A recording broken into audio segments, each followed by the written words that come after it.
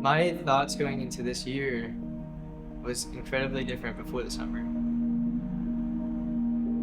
What happened this summer really changed everything. I was working construction and hit my head, and I was out for 3 minutes. 1 minute, just out cold. Next 2 minutes, I was having convulsions. And then when I came back to, I didn't realize until I got to the hospital that I couldn't see. And for the next 8 hours, I was everything. You know when somebody flashes a light in your eyes, all you can see is just that light. It's just that little section, you're just missing that. Imagine that like your whole vision. And that's kind of what I saw for quite a while. I didn't notice until when the first responders, they were about to cart me in out of the ambulance, and I was like, I just lost my wallet. So I was I was like, guys, I need my phone. So it's the only thing of identification that I have right now. The EMT lady, she was like, guys, I just gave him his phone and it's literally sitting in his lap. When it really clicked was when I was laying in the hospital bed after they did certain tests and whatnot. And my twin brother and my mom, they walk in and they're like, hey, Markus. And I tried to look at them and I realized I couldn't see. I realized I couldn't see what they looked like, and I just responded with, guys, I can't see you. And I just started weeping, just kind of clicked in the end. Was that the last time I got to see my family? And in that moment, God just reminded me of this prayer that I prayed with my first concussion. And I cut open, like in between my eyebrow and my eyelid.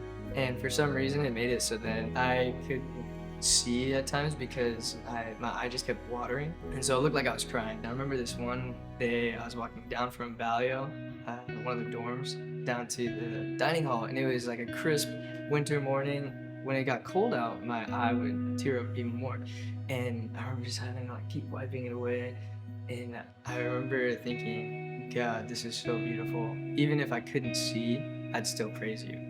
And so as I'm laying there in that hospital bed, I was like, there's no way, God, that I can't see right now. This is insane.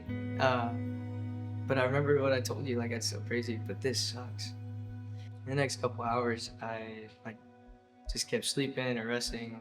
About 8 hours later, I could finally see, like, the wall was probably 8-10 feet in front of me, and I could finally see just a super blurry picture. And then the next week, I finally got my vision back. They said that it'd take like 3 months to get back to being healthy again. In the meantime, I'd see neurologists and get all these different brain scans, and it took maybe 2 weeks to a month. And I think it's nothing short of a miracle in just how fast God healed me. Tyson and Matthew and my practice partners like Brado, they were probably the only people that I actually knew other than my coach.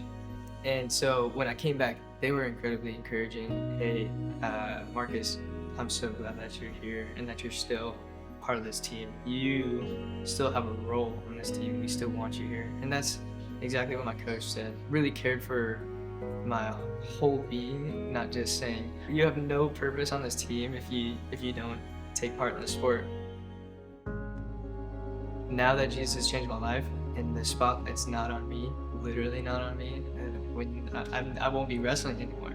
When I can push people on farther than what either they think they can do or what I can even think they can do, that's such an honor and a privilege. And so I think the question that I ask myself is, am I gonna spend myself for a cause that'll end here, or will I spend myself for a cause that goes for eternity? Having such a Christ-centered focus, specifically here at Corban, I think my coaches and my teachers have become like semi-mentors, where they can actually take the time to not only take questions, but ask questions that really spur me on to live a whole life for Jesus.